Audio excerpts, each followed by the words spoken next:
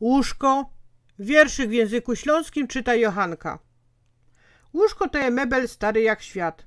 U nas też zwany prykolym. Jest to przeca zwyczajny grat, a czasem nawet historia pokoleń. W łóżku się zowdy wszystko zaczyna.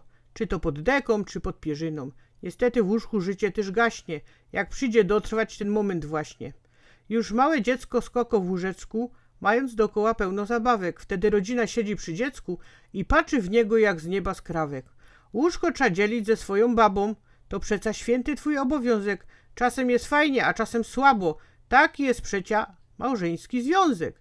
Jedno mołoże iście królewskie, drugi takiego nie chce i we śnie. Niekierym styknie wynędzniało prycza, innym trza łoża swego użyczać. Przykre niestety łóżko szpitalne, często ten chory musi poczekać. Są to te nasze realia fatalne, nawet na zdrowie zapomnisz narzekać. Dużo mu ludzi problem nie mały, by jak najwięcej tych latek dożyć. Ważnym jest jednak morał wspaniały, by w swoim życiu nie cudzołożyć.